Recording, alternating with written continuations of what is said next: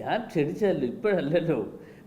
നിങ്ങൾ ഉദ്ദേശിക്കുന്ന പോലെ ഞാൻ UDF-ൻ്റെ കൺവീനറായ നാൾ മുതൽ ഞാൻ ഒരു അഭിപ്രായം തുറന്നു പറഞ്ഞിട്ടുണ്ട്. ആ അഭിപ്രായം തുറന്നു പറഞ്ഞത് CPI ഉൾപ്പെടെയുള്ള രാഷ്ട്രീയ പ്രസ്ഥാനങ്ങൾ UDF-ലേക്ക് വരണം എന്ന് ഞാൻ അവരെ സ്വാഗതം ചെയ്തതാണ്. അപ്പോൾ UDF-ലേക്ക് വരണം എന്ന് ഞാൻ പറയുമ്പോൾ പഴയ കാര്യങ്ങൾ കൂടി ചിന്തിച്ചുകൊണ്ടായിരിക്കണം വരേണ്ടത്. ശ്രീ അച്യുതമേനോൻ കേരളത്തിൻ്റെ മുഖ്യമന്ത്രിയാകാൻ അവസരമൊരുക്കിയത് അന്ന് UDF സംവിധാനത്തിലൂടെയാണ് എന്ന കാര്യം ഓർക്കണം എന്ന് ഞാൻ അവരെ ഓർമ്മിപ്പിക്കുകയുണ്ടായി. ഇന്നിപ്പോൾ CPIയുടെ പ്രധാനപ്പെട്ട പല ആളുകളും, നിരവധി ആളുകൾ എന്നെ ബന്ധപ്പെടുന്നുണ്ട്. ആ ബന്ധപ്പെടുന്നതിൻ്റെ അടിസ്ഥാനത്തിൽ തീർച്ചയായിട്ടും ഇത്തരം കാര്യങ്ങൾ, അതാണ് മീനാങ്കൽ കുമാർ ഉൾപ്പെടെയുള്ള ആളുകൾ ഇപ്പോൾ മാധ്യമങ്ങളെ കാണുന്നുണ്ട്. അവരെ തിരിച്ച് ഇവിടേക്ക് വരും എന്ന് തന്നെ ഞാൻ പ്രതീക്ഷിക്കുകയാണ്. അവർ വന്നാൽ ഞങ്ങൾ സ്വാഗതം ചെയ്യും തീർച്ചയായിട്ടും. അല്ല ഞങ്ങൾ പലവട്ടം കാണുന്നുണ്ടല്ലോ. ഇത് ഇന്നലെ തുടങ്ങിയല്ല. നിങ്ങളിത് പറഞ്ഞ് നിങ്ങൾക്കിതൊരു പുതിയ വാർത്തയാണെങ്കിൽ ഞങ്ങളിത് CPIയുമായുള്ള ചർച്ചകളും മറ്റും പല രീതിയിലും പലവട്ടം നടന്നിട്ടുള്ളതാണ്. ആ ചർച്ചകളുടെ അടിസ്ഥാനത്തിൽ അവർ ഇത് കഴിഞ്ഞതിന് ശേഷം ഇവിടേക്ക് വരും എന്ന് തന്നെ പ്രതീക്ഷിക്കുകയാണ്. മറ്റൊരു കാര്യം, തിരുവനന്തപുരത്തിന് പുതിയ DCC അധ്യക്ഷനുണ്ടാകും. ശക്തൻ രാജി സമർപ്പിച്ചു, DCC വൈസ് പ്രസിഡന്റ് ആകും എന്നുള്ള വിവരം പുറത്തേക്കുള്ളത്. പുതിയൊരു ശരത് പ്രസാദിലേക്ക് പോവുകയാണ്, ശരത് പ്രസാദിലേക്ക് പോവുകയാണ്. അത്തരം കാര്യങ്ങൾ നിങ്ങൾ KPCC പ്രസിഡന്റുമായിട്ട് സംസാരിക്കുക. ഞാൻ UDF-ൻ്റെ കൺവീനറാണ്. KPCC പ്രസിഡന്റ് താഴെ വന്നിട്ടുണ്ടോ എന്ന് എനിക്കറിയില്ല.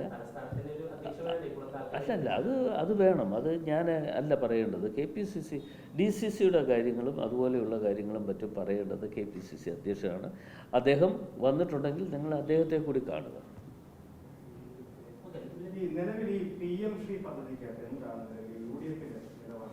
ഞാൻ പറഞ്ഞു കഴിഞ്ഞല്ലോ, PM-ശ്രീ പദ്ധതിയെക്കുറിച്ച് ഞാൻ എൻ്റെ അഭിപ്രായം പറഞ്ഞു. ഞാനിത് ഇന്ത്യൻ പാർലമെൻറ്റിൽ ഒരു അംഗം എന്നുള്ള നിലയിൽ 9/4/2025 തന്നെ പാർലമെൻറ്റിൽ ഞാൻ ഈ വിഷയം അവതരിപ്പിക്കുകയുണ്ടായി.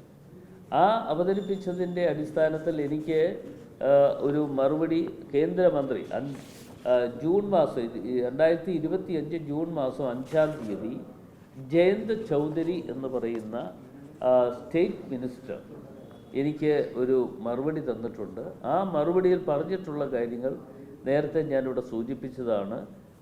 അവരെ പറഞ്ഞിട്ടുള്ള കാര്യങ്ങളെന്ന് പറയുന്നത് 15/9/2022, 28/9/2022, 19/12/2022, 6/2/2023, 13/3/2023, 9/10/2023,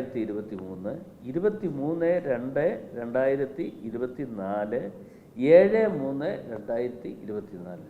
ഇത്രയും ഈ ദിവസങ്ങളിലൊക്കെ തന്നെ കേന്ദ്രത്തിൽ നിന്നും ഇവിടേക്ക് കത്ത് വന്നിട്ടുണ്ട്.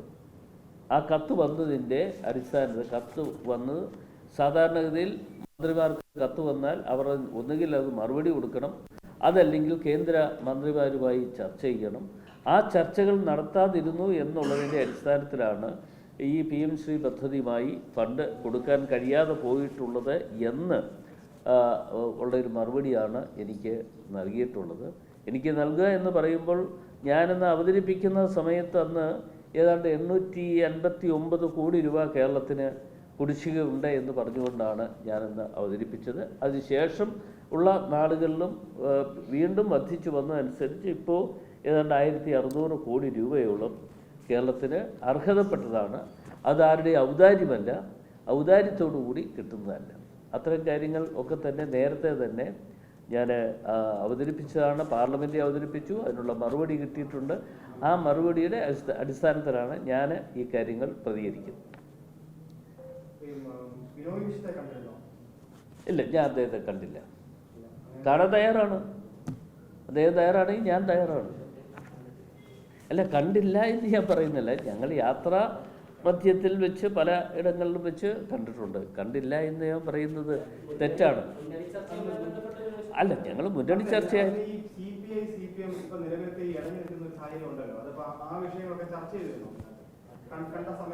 ഇല്ല. അന്ന് ഈ ഇത്തരത്തിലൊരു ഇടഞ്ഞു നിൽക്കുന്നു എന്ന ഒരു വാർത്തകൾ അന്ന് വന്നിരുന്നില്ലല്ലോ. ഇപ്പോഴല്ലയോ ഈ വാർത്തകളൊക്കെ പ്രാധാന്യം കൊടുത്തുകൊണ്ട് വന്നുകൊണ്ടിരിക്കുന്നത്.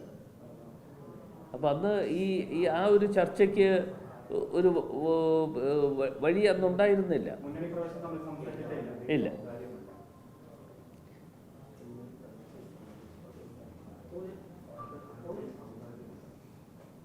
അല്ല, ഞാൻ ഒരു കാര്യം കൂടി പറയാം. മുന്നണി പ്രവേശം സംബന്ധിച്ച് ചർച്ച ചെയ്തിട്ടില്ല എന്ന് ഞാൻ പറഞ്ഞത് ബിനോയ് വിശ്വമായി ചർച്ച ചെയ്തിട്ടില്ലെന്നാണ്. അതേ വരാവൂ, അല്ലെങ്കിൽ പിന്നെ മറ്റു പലതും വന്നു കളയും. ഈ ചാനലാവുമ്പോൾ ഞാനത് സൂക്ഷിച്ചു പറഞ്ഞില്ലെങ്കിൽ UDF കൺവീനർ എന്നുള്ള നിലയിൽ പറഞ്ഞ കാര്യങ്ങൾ ഇന്ന തരത്തിലാണ് എന്ന് അത് ഏത് പല ആളുകളുമില്ലേ ഇതിനകത്തുള്ള ഈ CPIയിലുള്ള അതിപ്പോൾ നിങ്ങൾക്ക് വലിയ കാലതാമസം ഇല്ലാതെ ഇന്ന് തന്നെ അറിയാൻ കഴിയും. അതിൻ്റെ പ്രധാനപ്പെട്ട പല ആളുകളും ഉള്ള ആളുകൾ വന്ന് കാണാൻ വരുമ്പോൾ ഒക്കെ നിങ്ങൾക്ക് മനസ്സിലാക്കാൻ പറ്റും.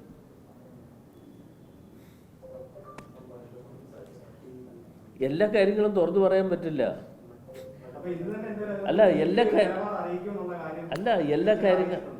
എല്ലാ കാര്യങ്ങളും തുറന്നു പറയാൻ പറ്റില്ല.